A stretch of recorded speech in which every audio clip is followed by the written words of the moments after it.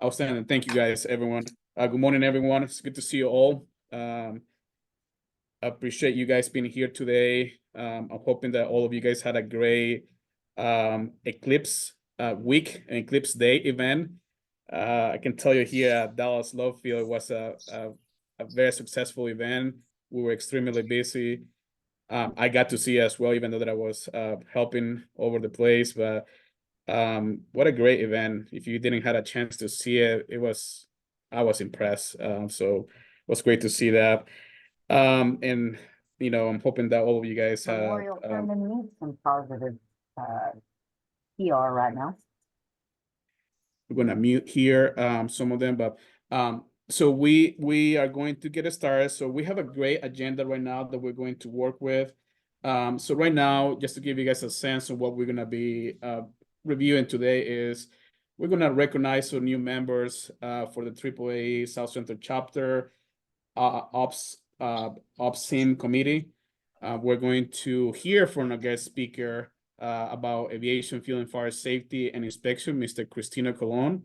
We're also going to a little bit talk about what's going on the national level on the AAAE as well. And we're going to also nominate and elect our new vice chair. So we're going to talk a little bit about that. Then we're going to have an opportunity to talk about anything that you guys have in mind or any questions or concerns. And then we'll share a little bit about the upcoming events that we have. So that's the agenda that we have prepared for today. So as always, before we get started, do we have anybody from the AAAE chapter committee? Anybody from the leadership committee? Anybody from AAAE? Anyone that is here that like to say hi or introduce themselves?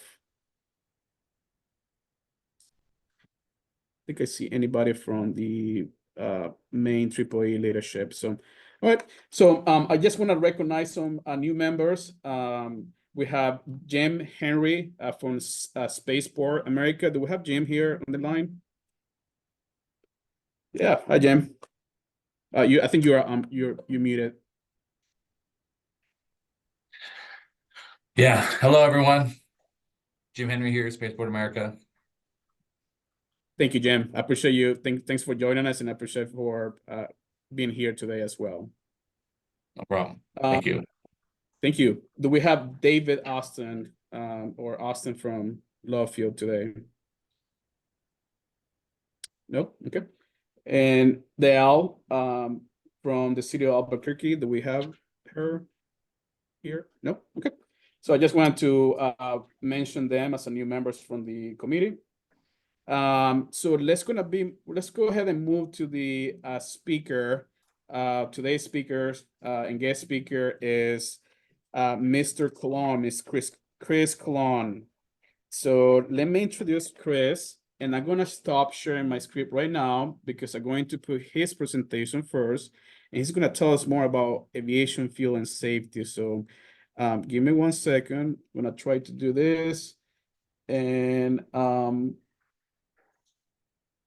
here we go. I'm gonna share it one more time.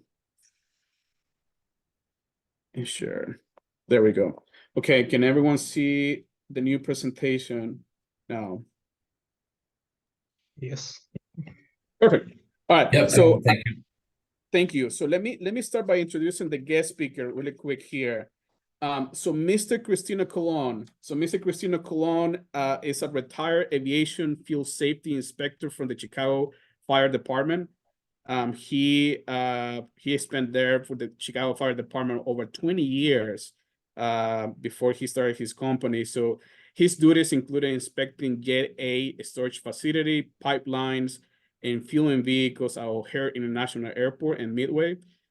He was responsible for ensuring compliance with the current FAA regulations and investigating any violations related to fueling safety in airport operations. Mr. Colon worked with the FAA airport certification inspectors to ensure FAA compliance for the Chicago Department of Aviation. In 2011, Mr. Colon established the International Fuel Safety Advisory Incorporated, which is an approved FAA training course in fuel fire safety. The course familiarizes students with the fundamental understanding of FAA Part 139, 321, handling and storage hazard materials. Mr. Colon has been actively involved in teaching this course in various airports in the US and international. Mr. Colon is also a member of the National Fire Protection Association 407 Technical Committee on Standard for Aircraft Fueling Service. He has attended advanced classes in aviation fueling, as well as a course in Ramp Master Modular Refueler Vehicle Inspections to understand the process of fuel fire safety. The International Fuel Safety Advisory offers, his company offers fuel safety programs, including supervisory initial and recurrent training, the Aviation Fuel Inspector course, and the International Aviation Fuel Fire Safety and Inspection course. A little bit more about Mr. Colon, he, continues to teach those courses. He is well-knowledge and has a lot of extensive experience in fuel and fire safety, coupled with a comprehensive understanding of the regulations. And Mr. Colon brings his exceptional expertise to the global aviation industry.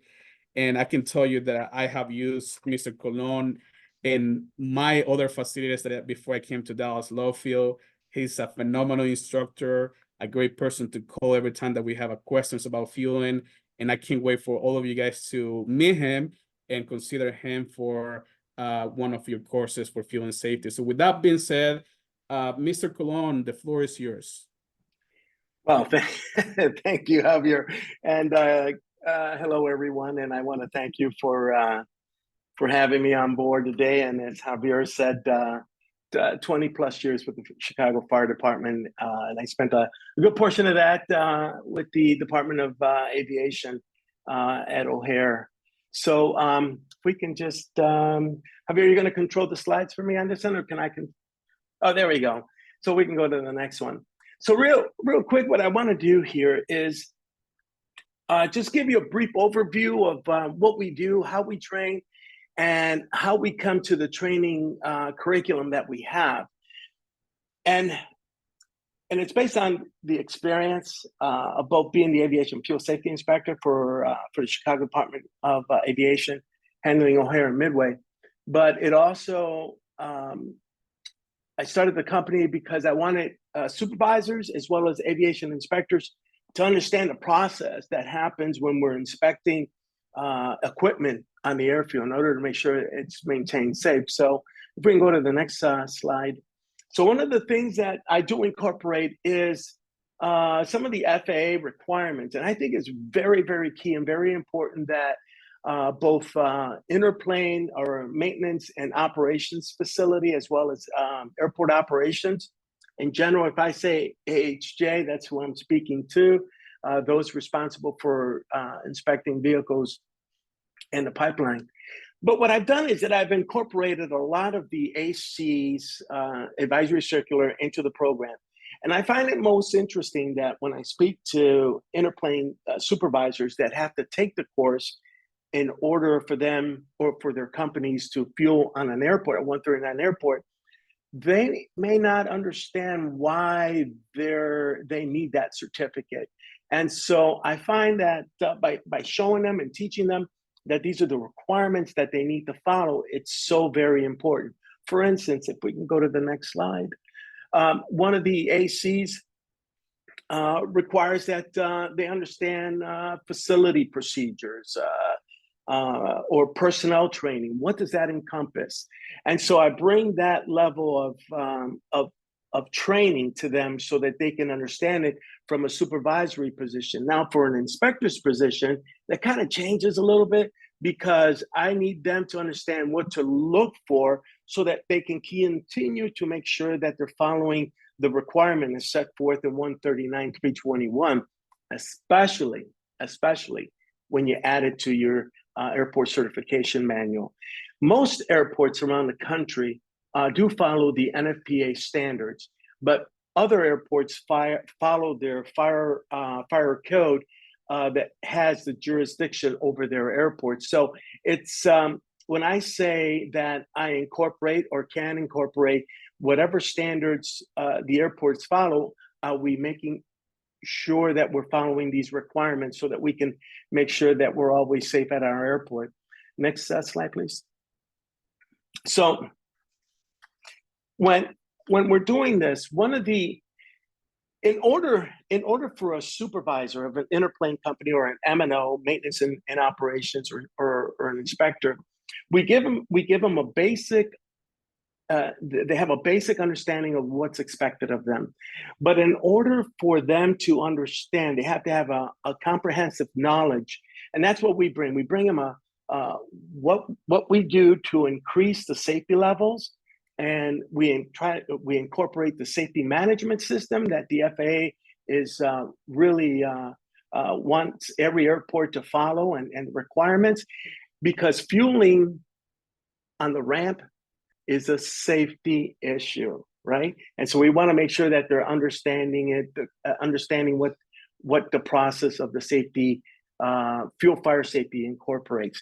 One of the things that we like to do is that when we need the inspectors to be well-trained. And in order to be well-trained, they have to have an understanding. And what I find is this: in most airports, when I ask to see their inspection sheet, it's a very basic sheet that they follow, and that's okay. But the question is, when you say looking for bonding, what exactly are you looking for? And do you understand the history of bonding and why we bond and we don't ground anymore?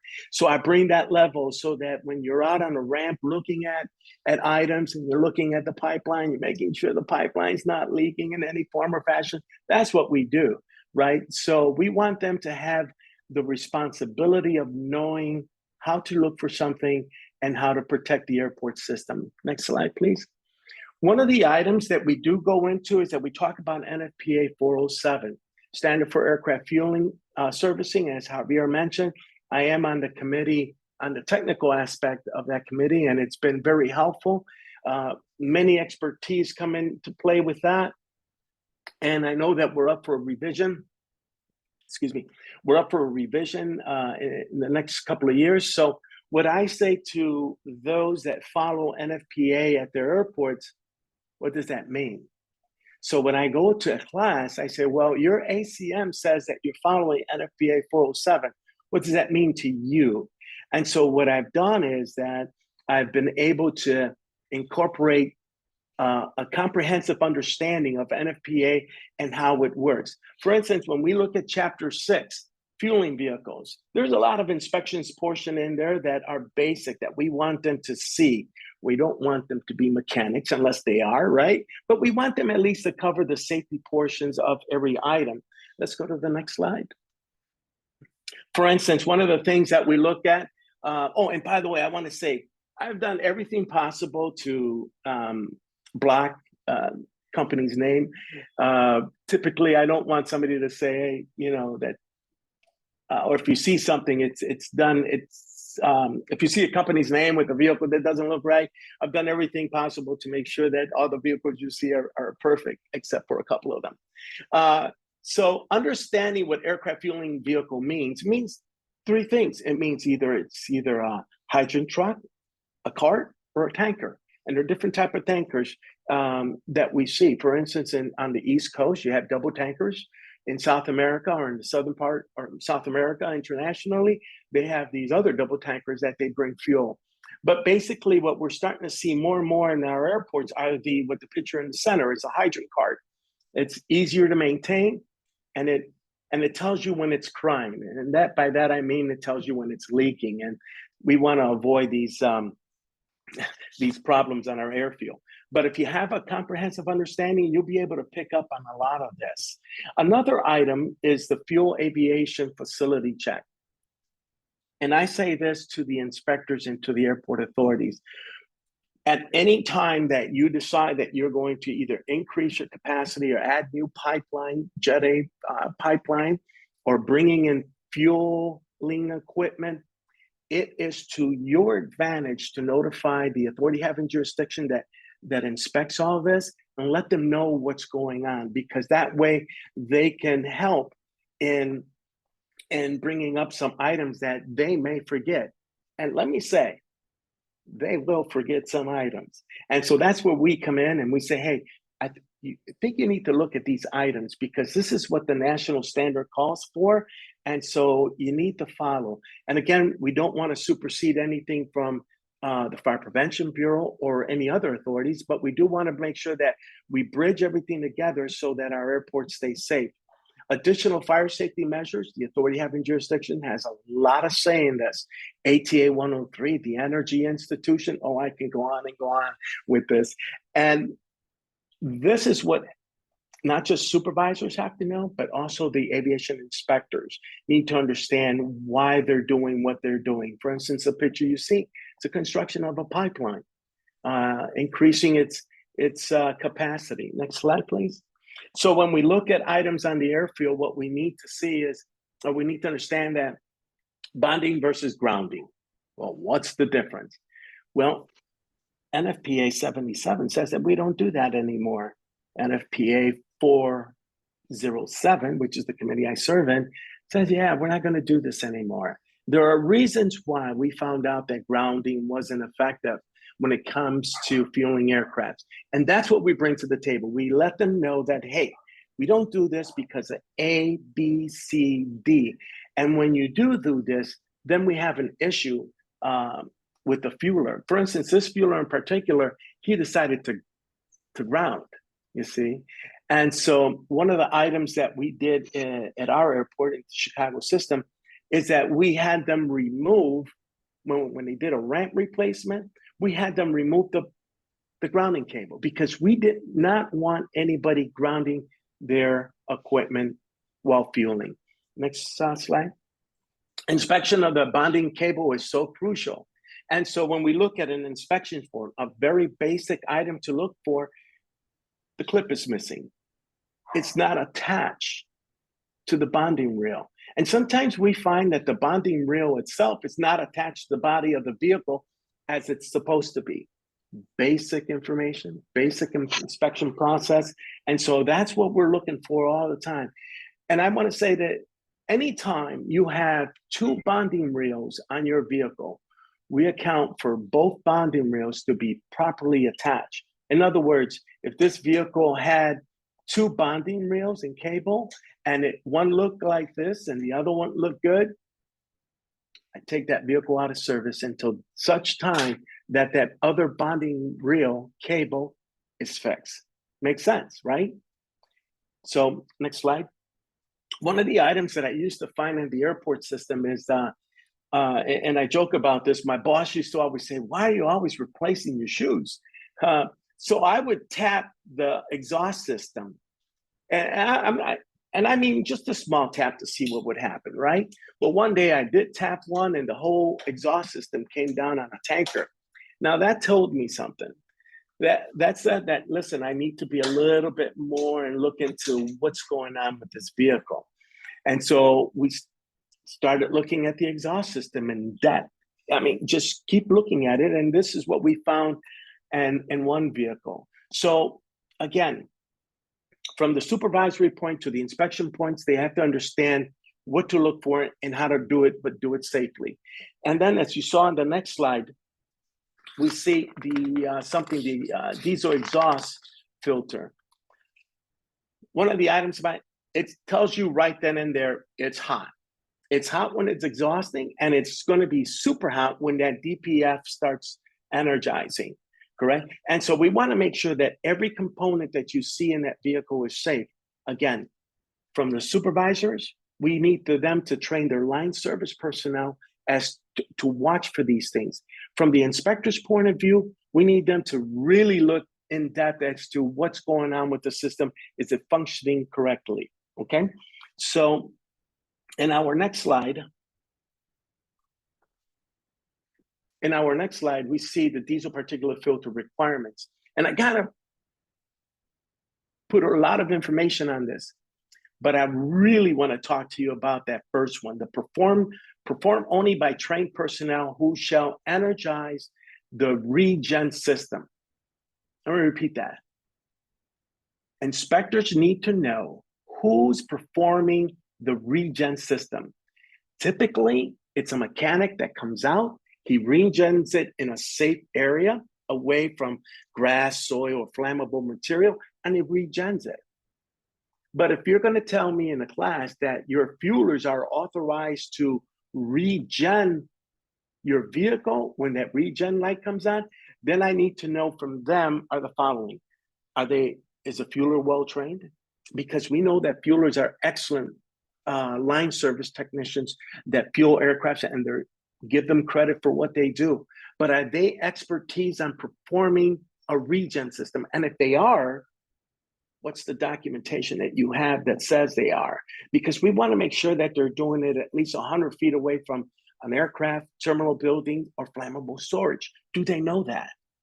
Do they know that? And so we really dive into this in class. Next slide. Markings on vehicles. I can't emphasize enough. In our system, in the Great Lakes region, you know, Chicago is known for its 80-degree weather and maybe sometimes minus weathers, like minus 50 and so forth. So these markings and signage, they take a beating. When you have glycol, you got all that products, and over time they're going to fade. But we need to make sure that they're always readable. They have to be marked. Tankers have to be marked. Hydrant trucks have to be marked. Carts have to be properly marked. And the reason for this is for a fire safety procedure. For instance, some airports don't have an aircraft firefighting group in their system. They incorporate them from the outside in. And so I'm reaching out to them saying, if I'm going to have an airport, a fire department from another town come in, I need to make sure that they are looking at something that's going to provide them with the means and measures to extinguish that fire. 1863 is jet fuel. But if it had another signature on there or you couldn't read it, that becomes a little bit of a problem, right? So we want to make sure that everything is covered at all times. Let's go ahead and put the next slide. Yeah, you see this here? Let me explain something here. We examined the hoses from top to bottom. So this driver here, fueler was on the ramp. Vehicle came backing up just backed and ran over the hydrant pad. He not just destroyed the nozzle, the hosing system, but he also damaged the interlockings of the hydrant system underneath there. Now, you can only imagine that everything in this case worked properly because there is a valve underneath this system, this hydrant system, that turned off. And they energized the emergency fuel shutoff for the ramp, killing fuel for the entire area. Now, if you're an airline company and you're 3 gates down and I hit that EFSO at that gate, you're not going to get any fuel. So we have to understand these processes. What are the cause and effect when something like this happens? Anytime that we see damage to a hose, it has to be removed from service.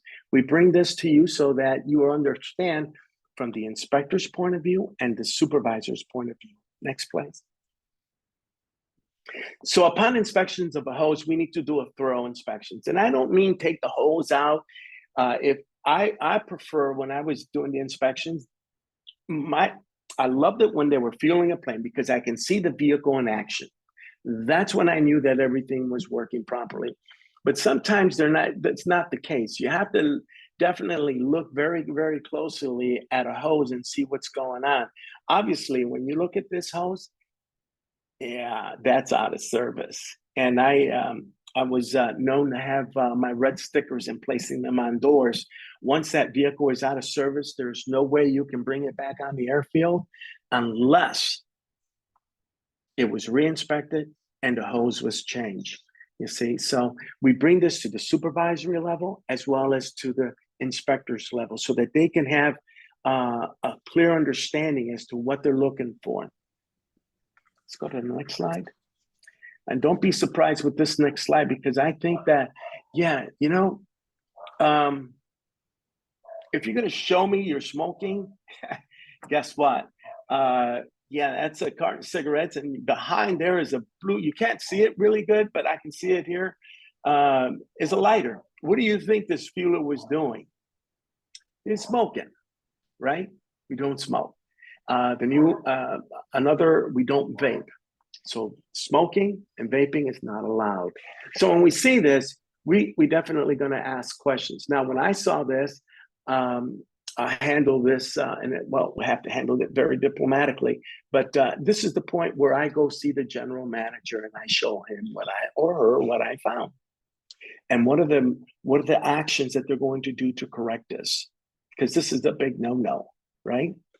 We don't want to see this. But here's another picture. Here's another slide. We definitely never want to see when we're out there inspecting. And that's what the inspection portion does. When we're out there looking at the ramp, let's go for the next slide. When we're out there looking at the next slide, we don't want to see anybody blocking the dead man. No blocking. That dead man control bypass is strictly prohibited in the Chicago system.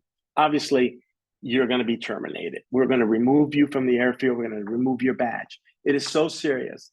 This is someone had blocked the system, and they get caught. When they get caught, they have to suffer the consequences, because we cannot allow ourselves to have a system where you bypass it, and if something goes wrong, we're looking at greater than 100 gallons of jet fuel on the ramp.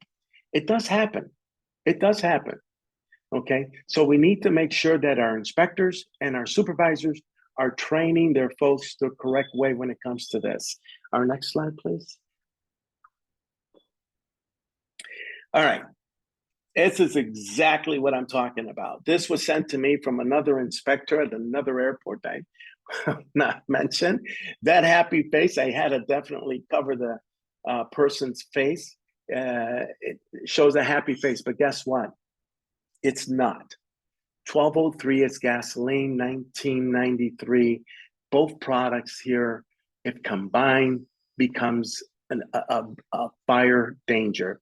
So here the inspector in this picture was out about inspecting the ramp, just moving about. And dead man was blocked,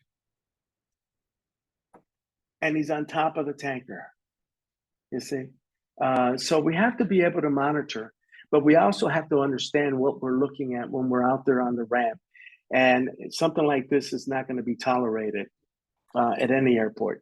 Here's one that, do you think that you would have a problem with this? So here's someone who's fueling an aircraft, and he has an absorbent around there. You think, what's leaking? Is the aircraft leaking from a valve when he attaches it up there? Or is it that the single point that you see there attached to the aircraft manifold, is that leaking? And why would you do that? Why would you do that? Yeah, something like this is immediately taken out of service. You get a red tag on your vehicle, and the vehicle is not placed in the field until it is properly fixed. Not just this, but we're endangering the folks on the ramp, the flying public, and everybody else. So we need to make sure that when we're properly inspecting vehicles, make sure that they're not leaking in any form or fashion. And that's why I said to you earlier that I enjoy watching them when they're fueling an aircraft, because it's going to tell me what it is that I say that it's not crying. Crying is not dripping Jet A, or there's not a big leak. I will say this. Enough, you can go back to that other one. When we're looking at vehicles, we're looking at disaster. Yeah, if you can tell me what you see there that would cause an alert to you. This picture was this picture was spotted. And so when I inspected and opened the passenger door, it was to my surprise that the Hennessy bottle was empty, that the fueling tickets were screwed about on the passenger side. But something that you don't see here is that below that picture is a box of cigarettes. And over to the right of that picture is another flammable item, plastic to the right, to the left. You see, when I show this when I taught this course to a general manager of a fueling company, his first impression was, where did all those tickets come from? I'm buying all these tickets so that they can do this, just throw them on the ground. He missed the bottle. He missed the bottle, you see? So as inspectors, the point is this, as inspectors, we have to have a wide eye. We have to have a wide eye and look at things. We need to make sure that the vehicles are operating safely on the AOA. One of the other items that we need to, we educate our supervisors and our inspectors is that, and I say this, anytime you touch that pipeline, if you're gonna fix it, you gotta let us know. You gotta let us know what you're gonna do, how you're gonna do it, and how are you going to correct it? Are you going to follow the current standards, or are you going to go back to the old standards? Because that's not going to go very well with any authority having jurisdiction like a fire prevention bureau or a fire department in itself. One other item that I tell my inspectors is that we're not asking them to be engineers or to read a construction plan. And if they have that knowledge, that's great, because that brings more to the table. But just knowing the very basic of what to look for and how to look for it is what we do, is that we show you, kind of gear you into that way. One of the items here, the system approved, is approved only when the aviation fuel safety inspector deems it proper, okay? It's when you can then turn on your valves. Here's an item that we find across airports. When you block that emergency fuel shutoff, that becomes a problem. That was a problem for me because I used to have to chase carts out of the way and other vehicles from blocking that EFSO. That EFSO has to be readily accessible at all times. Can't emphasize that enough.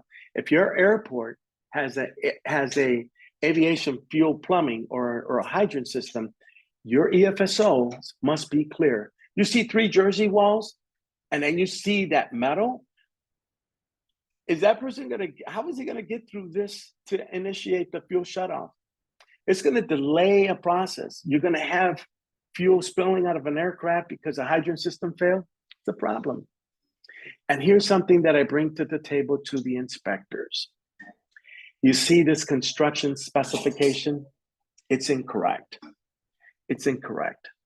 Now you may think that, oh yes, the lettering has to be XYZ. That's good. But the one item in this is incorrect. It says Jet A. Jet A. Now you might think, well, you were Jet A. It's not what the standards call for. Standard says, NFPA 407 says, it must read emergency fuel shutoff. You know, when you go to the gas station, what do you see? Does it say diesel shutoff? Does it say gasoline shutoff? No, it'll say emergency pump shutoff, basic, right? So when the inspector looks at this, you know, this could be a problem, a very small problem, but they can decide not to turn the system on because you did something that you weren't supposed to do. You're adding something that the national standard doesn't require you to do, you see? So we like to make sure that everybody understands what they're looking at on the hydrant system. Here's another items that our inspectors need to be well aware of. So I teach them when they're inspecting the lines, again, very basic. What's the difference? What's changed? You see the ground between A and B, notice the difference there? Yeah, that's leaking.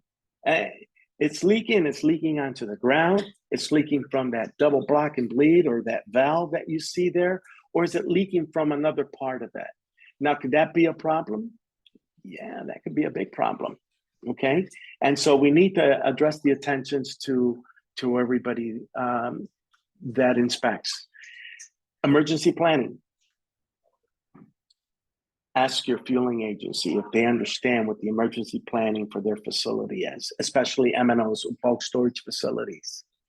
You see, I'll tell you what the answer might be because I've run across it every single time I teach this at the course. You see, I try to bring them up to speed as to what the airport they're working in is requiring to do.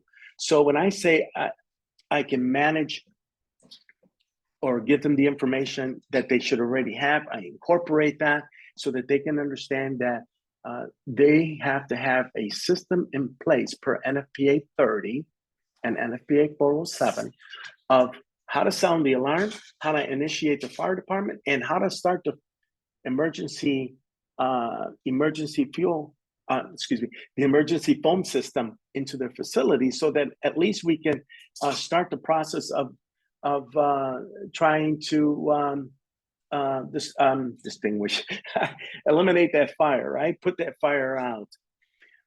One of the items that are very crucial to us, and this is taught now throughout the program, diesel exhaust fluid cannot be introduced into the tank that holds the fuel system icing inhibitors, because we know what happens. There have been extensive studies on this. The Energy Institution even has a course or material on these items. When you do mix DEF with the icing inhibitor system on a fuel tanker, you're going to crystallize that. And imagine you're at 20,000 feet. It's happened, and you start to stall. Not good. So what I tell our supervisors that are teaching their line service personnel is this: what do you have in place in your facility that's going to control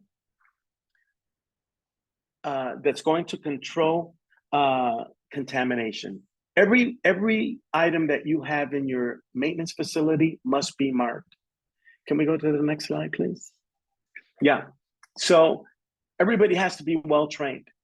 And so I say to the inspectors, I say, hey, check in with your interplane companies and see what kind of fuel protections they have in place so that they can safely prevent the contamination between diesel exhaust fluid and press, right? Because you have to have an area that separates them to both. And who does it? Who should be doing it, right? You have to have some kind of training when we're doing this, or when they're managing this. Let's go to the next slide. Record keeping. I can't emphasize enough to the supervisors of the interplane companies and the M&Os, or maintenance and operations. Inspections, record keeping is so important, not just to the airport authority, but also to the FAA. Because when we do when the FAA does a 139 inspection, I guarantee that they're going to be looking at those records. And so check, double check, recheck to make sure that all personnel are being trained in the safe procedure and operation of their equipment. Let's go to the next slide. As inspectors, we need to make sure that every agency is complying with the requirements of our airports, the FAA requirements, and I say this to the non-certification airports that are out there, that they should incorporate this safety system in there, or a safety management system. I will say this. Fueler had an accident, hit a plane. I went to the company to go see his training records because that's all I wanted it to see. And I was looking at his jacket, his training jacket, and I saw all 100s on his training jacket. He had a 98, and I'm going 98, 98, 900. And I said, oh, this is really great. I mean, he really studied. And I turned it over to the supervisor, and I said, can you point to me where that person signed his test or put his name on the test? Shocked. You know, we have to be able to inspect our records all the time to make sure that they're in compliance. I want to thank you for having me today. I appreciate this so very much. Javier, thank you for having me. I've known Javier for a long time now.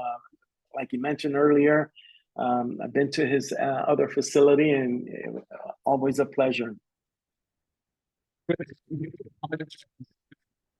Taking the time to visit us here. kind of static. Yeah, kind of breaking up.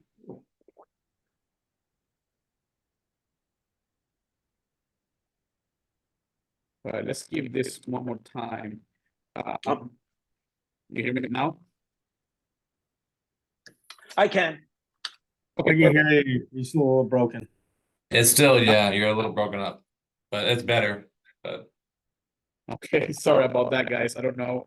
I just want to thank Chris for your time, for the opportunity. I want to open the room for a couple of questions. Chris, if you guys have any questions for them. Any questions? well, I just want to thank Mr. Colon for the presentation. Really informative. And I'm wondering if I know it looks like we're recording this. Can I share this presentation with our fuelers here at the spaceport?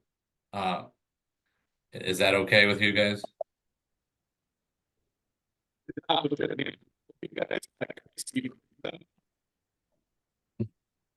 don't know what you said, but yeah, you're still breaking up pretty good.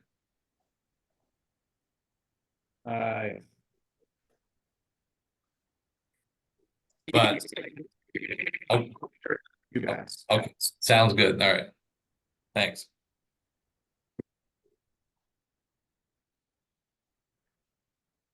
I'm gonna do one more check.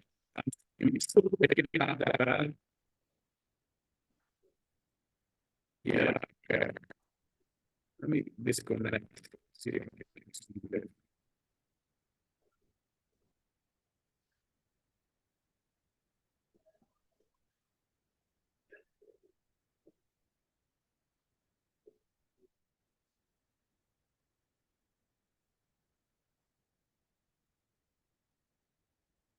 Everyone, can you hear me?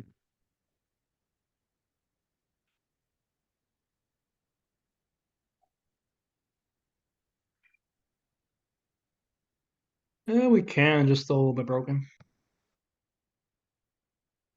It's the effect of the lunar eclipse.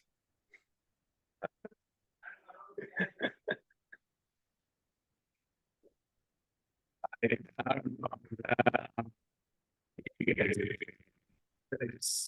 can't hear me well. I'm probably gonna have to disconnect or give it a try something else. But do you guys have any other questions for him, for Chris, before we let him go and proceed to the next agenda item?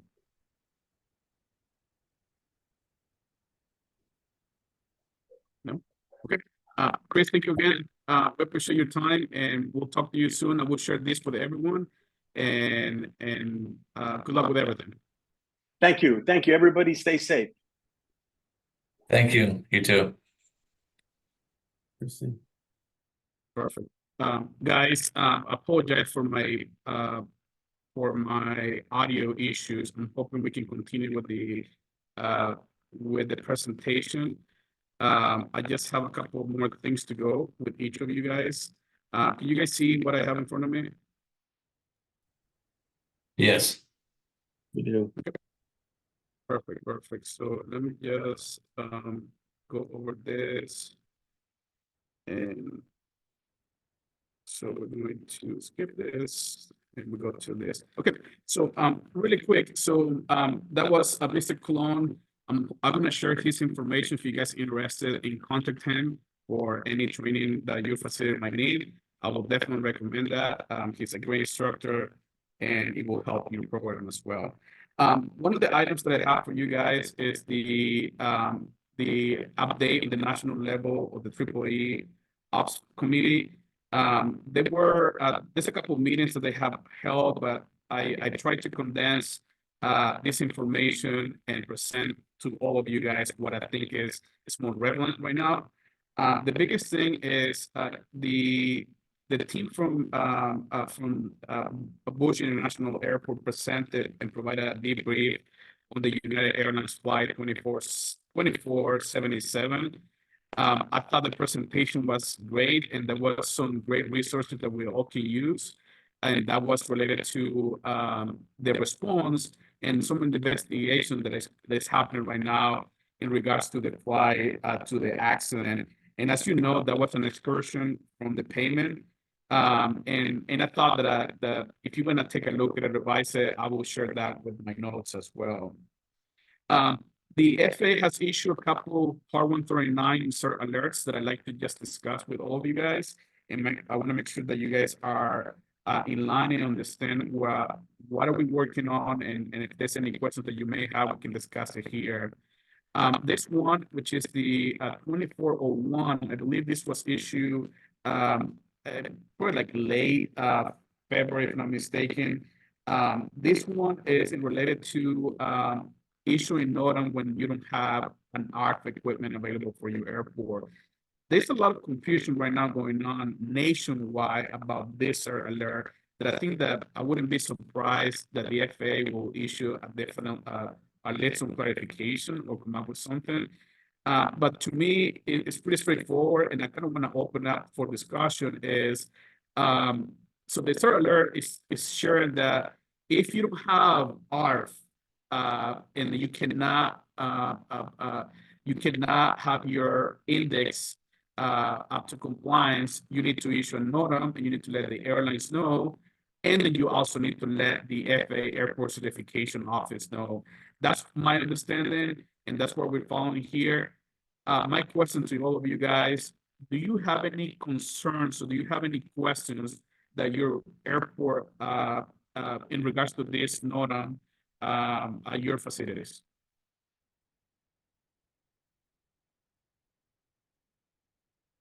No questions? Okay. The second CERT alert that has been out and about also is in regards to foreign object debris. So the FAA issued this CERT alert not too long ago as well. And clinically, the FAA we want to make sure that the airports have a file management program. So the CERT alert has 3 recommendations that is explicit, or they stated during this CERT alert. And the first recommendation is that it's recommended airports to review the current advisory circular, and then review all the information that is available to us as far as how to complete some training and how to develop a file management program. The second recommendation is they want to ensure that safety, that the FAA recommends that airport operators review the current FAA management program to identify any potential safety gaps. So they want you guys to see if there's any gaps if you already have one file management. And the last one is the third recommendation this is related to SMS. The FAA is recommending for those airports that require to have an SMS program to conduct a gap analysis in a safety risk management as part of your process on developing the file management program. And the last thing that we have, which is this CERT alert just came back not too long ago as well, is in regards to the best practices, which is CERT alert 2404, which is information on best practices for cleaning ARC vehicles, transitioning from AFFF to the new Form F3. This was issued on March 18. Great information. Again, the FAA came back with 4 recommendations, actually 5 recommendations, and it will provide the operators with additional information on how they can do that. The interesting part about this alert is that this is going to be at the bottom of the CERT alert that gives you some of the recommendations, but also the FAA tells you, well, you also need to double check with your government entities, meaning state or local, if they have any recommendation as well. So I will recommend you guys to take a look at it. I will also include this in my report. And I will, I'd like to see if you guys can have any questions for the next meeting. So that is the latest information about the CERT alerts.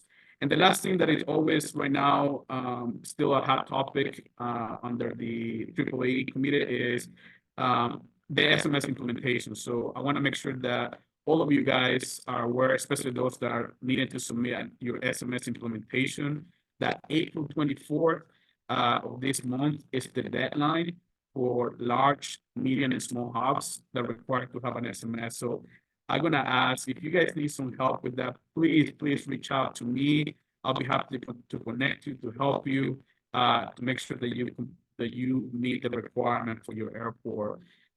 So I will open it right now to all of you guys. Do you guys have any questions on that?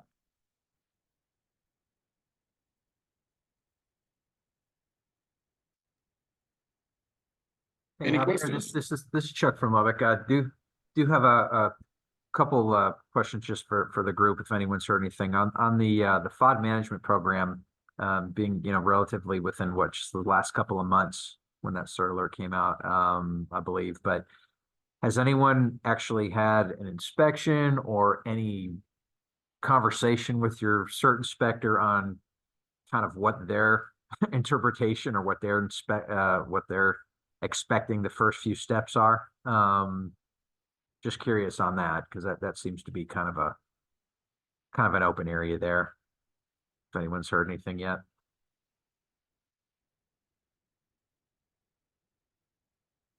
I guess not on that. And then on the AFFF and the F3. So here, the Lubbock Fire Department has a big stock of AFFF. They are not going to F3 until they have to.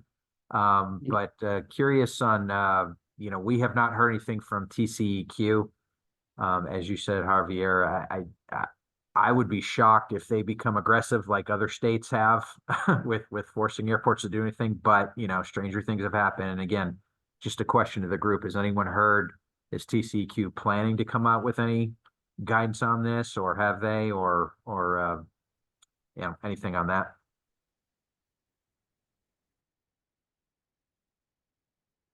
I'm not sure. I haven't heard anything. I'm here in New Mexico, but is that a requirement to go to the F3, or is there like a deadline that airports have to transition? Just curious. Well, from my understanding, I believe it's up to, the airport, and really it's the state's environmental agency, whoever that is, the EPA version for your state. Here it's, Texas Commission on Environmental Quality, right? When I was saying TCEQ. I know some other states, believe California, New York, maybe Michigan, I believe some of them have gotten, my word, aggressive, or they've put out with their own requirements to have a deadline, or a switch over. And in Texas, we haven't heard anything yet. And that's just one wondering if if anyone in our region, if their state has made any steps towards, kind of requiring a transition date. I haven't heard anything, but I'll reach out to our folks and see if they've heard anything. Yeah, I will tell you on our side, we're in the same boat as you guys. We're actually having conversations right now, and we are going to be hiring a consultant to just give us a little bit more details on the options that we have. We do also have the concerns that the state hasn't adopted any requirements, and we do not expect to have them or issue any requirements anytime soon. To a point that I even have, might even need to talk to my director to even get something more into the political aspect, to see if we can move something as well, and see what we can get as a group as well to voice the concerns as well, because that's going to be a concern. The other thing too that I will talk about this is, and this is just me thinking out loud, is at least we have now some type of guidance and clarification as a few months ago that everyone was like, what do we do? And at least from the federal aspect on Part 139. But the thing that I always, makes me concerned is that the FAA is, well, here's what we think we should do, but then you should check on this. So it's kind of retracting their requirements in a way, right? Yeah. So what I will, I think that we need to keep an eye on this topic. And I think that for us as a group, I think it would be nice if we can continue talking about it and get it together and making sure that all of you guys have the right information and resources as well. I think that's a good plan. Hey, and Perfect. Let's move on if you guys don't have any questions. So my next, sorry, what's that? oh, hey, Albert, just real quick on the part 139, the NOTAM for the ARF. You mentioned two. We have to let the we don't issue NOTAMs here, but I'm just curious. You said obviously you issue the NOTAM and let the airlines know, and there was two other Yeah, things you're supposed to and, let. and there's one more that you have to let the FAA airport certification inspector know that you have taken some actions and what actions you have taken. Is that like every single time your ARF goes down, you have to do that? Only I would suggest to do that, but I think my understanding is like only if you cannot meet the index that your airport is required to have for air carrier operations. So that's your inspector for the region of your airport, right? Correct. Got it. Okay. Good question. Thank you. Yeah. All right. So next question, next action item is the election of the vice chair position. As you guys know, some of you guys are new to this meeting, but over the last few months, we've been going back and forth on this. On the last meeting, it was recommended by all of you guys members to reach out to Mr. Irwin, Lenny Irwin from San Antonio International Airport, which I did. Had a great conversation with him, and that he's very excited to be joining us or join the committee as the new vice chair. So today I'd like just to ask for you guys to nominate this or bring this nomination forward, and I'd like to request for you guys to approve it. So by just saying aye, and if you guys are okay with that, we can move forward with that. You guys have any concerns? So Mr. Lenny Irwin is going to be our new vice chair for this position. You guys have any concerns with that? No, I support it. Congratulations, Lane. Thank you.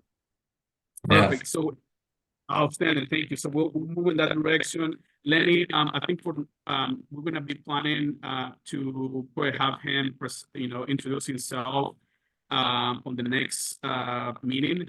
And then also one of the things we're gonna talk about is Lenny and I will probably gonna be reaching out to some of you guys, or even talking about it on the next meeting about what is the objectives for this committee as well for this year. I think we have a pretty good idea, but I would like to hear your thoughts as well about how we can strategically move this committee to better serve you guys. So Lenny, now that we have a full team here, Lenny and I will be working on that. So Mr. Lenny Irwin, congratulations. You have anything for us? I just want to say thank you for the opportunity to be part of this this committee in this role.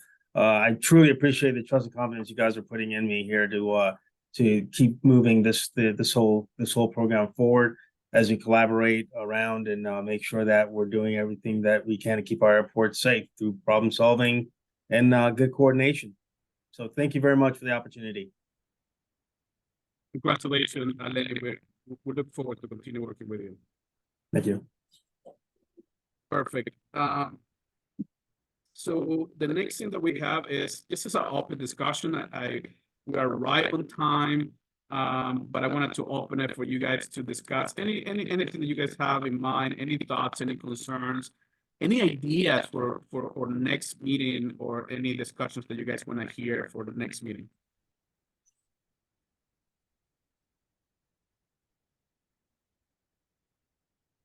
No. Okay. So I want to just remind you guys, there's some upcoming events in our next meeting. So right now, our next meeting is scheduled for July 12th, same time, Fridays at 11 a.m. Is that going to work for all of you guys? Is that still acceptable? Works for me. That works. Okay. Perfect. I will make sure that I coordinate. Yeah, thank you. I will make sure that I coordinate that, and I send that to all of you guys so you can have it in your calendar. Please also know that the yearly AAAE conference for the South Central chapter It's going to be, it's coming up as well, and it's on May 19, 2024. And that's gonna be in Wichita, Kansas. So if you haven't subscribed or registered for the conference, please, I suggest you to. And also the main EEE conference and exposition meeting for the EEE is going to be in Nashville. So I will also recommend you guys to register for the conference and attend for that as well. With that being said, a couple of minutes late. I'm sorry for that, and I'm sorry for the inconvenience on the technical issues with my computer. I want to thank all of you guys for the opportunity, for your time, and I look forward to see you next meeting. Before I wrap it up, do you guys have any questions for me or for the members?